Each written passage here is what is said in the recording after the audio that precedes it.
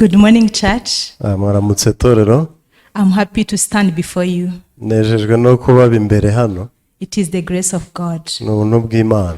It has been long without testifying before the church. Aciye igihe kinini cyane ntatanga ubuhamya imbere y'iteraniro. I don't know, these days I kept quiet. Sinzi impamvu muri iyi minsi nari ntuje. I was pushed by our pastor to testify. Ariko naje gusunikwa n'umushumba ati kuki udatanga ubuhamya. When you are in the church, God works all the times in our lives. Kandi iyo turi mu itorero Imana ihora idukorera buri munsi. I don't know where to start because I have a quite long testimony, but I'm going to be brief. Sinzi aho ndi bubihere kuko mfite ubuhamya bwinshi ariko ndagerageza kuvuga inshamake.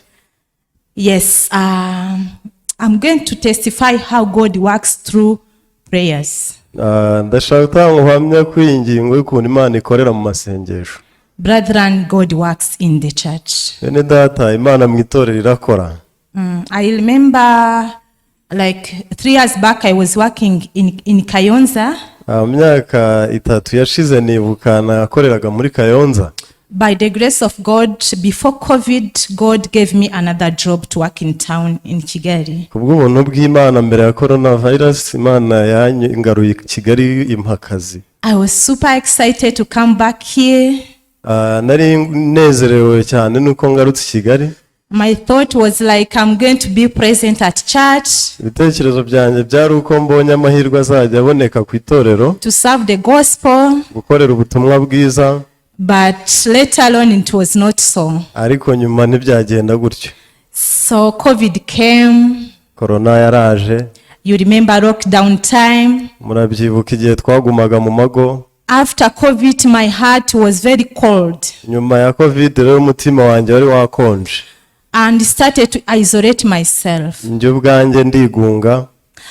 Then where I was working. Ubwo rero aho nakoreraga. There were some changes. Hari impinduka zagiye zibayo. So they reduced workers. Bagabanije abakozi. They even deducted our salaries. N'imishahara barayigabanya. So my heart was so down, captured with the situation. Ubwo rero umutima wanjye ukorwaho n'ibyo bihe. I'm the one who was even affected too.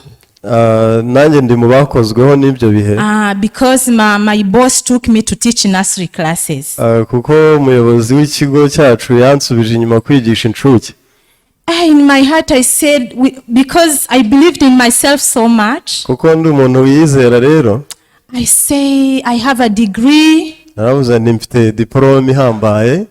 That time even I was pursuing master's degree. Ibyo bihe nari naninjiye muri za masters. How comes I'm going to jump around with kids? Ndabaye nzingiye kujya nsimbagurika n'abana. It was very hard for me to admit that. Ibyo bintu byari binkomereye kubyemera.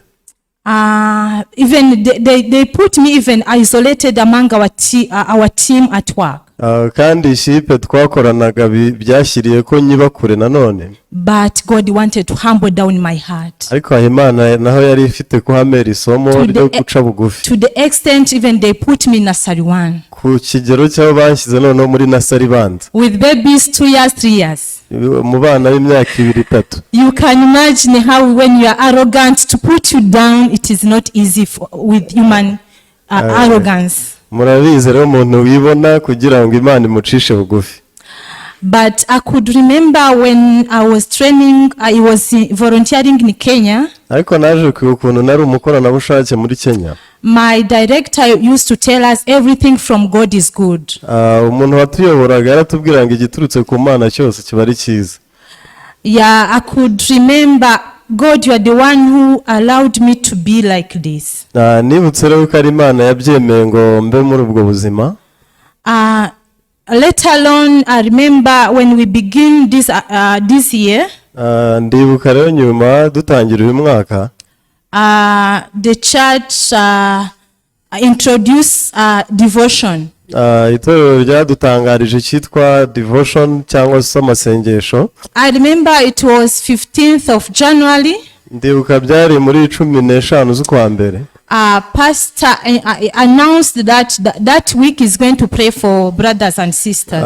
Pastor atangaza ko muri icyo cyumweru agiye gusengera bene data. I say really I need to receive his guidance. Ndavuga ntaho bigeze ubu ndumva koko bikenewe ko nakira ubuyobozi. I remember I was at work. I sent him a message, Pastor, pray for me. Ndibuka ko nari ku kazi mwohereje ubutumwa bugufi ni nanjye unzirikane mu masengesho. The life has become tough. N'ubuzima bwarakomeye. I'm earning less, even could not cover the expenses of the whole month. Ntindi guhembwa make ku buryo ntabasha no guhaza. Even transport coming here to church was really tough for me. Ndetse n'itiki yanshyitsa ku rusengero nayo yari ikintu kinini kuri jye. I remember what the pastor told me. Nibuka ikintu pastor yambwiye. Here and get my prayer. Yarambwiye ngo wakira amasengesho yanjye. You are the best teacher in Rwanda. Kandi uri n'umwarimukazi mwiza muri uru Rwanda. Really, God works through his servants. Koko rero Imana iraje gukorera mu mugaragu wayo. It is a divine secret which many of us even don't get. Ni ibanga ryo mu ijuru ry'ijuru abantu benshi muri twe bataratahura. I took it with faith. Nabifatanye ukwizera. I say, the best teacher, what shall I do as the best? Ntanibwira nti ubwo umwarimu w'igitangaza akora iki? So I started to empower myself with a good English. Natangiye kwihaza icyongereza cyiza. I started to read more books. Ntangira gusoma ibitabo byinshi. I started to enjoy what I was doing. I started to enjoy what I was doing. Kandi ntangira kwishimira imirimo nari ndimo. My life started from then. My life has changed. Bihereye ubwo ubuzima bwanjye burahinduka. Children, they started loving me so much. N'abana baranyikundira.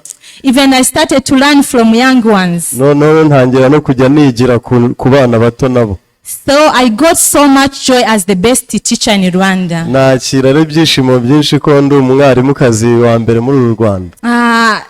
But I said in my heart, best teacher could not stay here. Ariko nkajya nibwira nari ku mwarimu mwiza saha ngaha yakagarukiye. I should take another step. Ndatera indi ntambwe. Then I started to do some application. Ngerageza kujya nsaba akazi n'ahandi. When I was doing application, I could remember I'm the best. Kandi nasaba akazi nkabikora n'uyu mutima ngo ndi kataraboneka. I could do with the heart of the pastor. Nkabikoreshwa n'umutima nakiririye kuri pastor. Brethren, God is amazing. Bene data Imana irahambaye. And faithful God. Kandi Imana yo kwizerwa. Through his guidance, binyuze mu buyobozi bwayo, I applied for the best really position in NGO. Nasabye akazi muri ONG ikomeye. They called me for an interview. Bamamagara gukora interview. I went there with the heart of the pastor and the heart of God, saying that I'm the best. Najyanye umutima nakuye ku mushumba n'umutima w'Imana ko ndi uwa mbere. Do you know what happened? Muzibya uko byagenze. I was appointed. Nahawe akazi. I got the best job. Kandi nawe akazi keza cyane. Through that I could see through the guidance of the church. Binyuze muri icyo n'ubuyobozi nawe n'itorero. Through prayers. Binyuze mu masengesho. Really our God works. Nukuri Imana yacu irakora. I'm concluding my testimony. Let's read in the book of Numbers. Ndi gusoza ubuhamya bwanjye reka dusome mu kubara. Numbers 14. Kubara 14. Let's read verse 28. But when you get time alone, you can read the whole chapter. Gusa nubona umwanya uzasome icyo gice cyose. Yeah, can read in Kinyarwanda if possible. Kubara 14:28. Babwira Uwiteka aravuga ati ndahiye guhoraho kwanjye yuko ntazabura kubagirira ibyo mwavugiye mu matwi yanjye. Amen. Amen. God declares. Imana iratwumva. Declares, I will do to you the very thing I heard you say. Imana iti sinzabura kubagirira ibyo mwavugiye mu matwi yanjye. This is amazing grace. God hears our prayers. Iki ni ikintu kidasanzwe ko Imana yumva amasengesho yacu. I'm so happy and I need the grace of God. Ndanyuzwe kandi nkeneye ubuntu bw'Imana To perform well in those positions. kugira uwo mwanya nahawe nanawukore neza. Thank you. Murakoze cyane.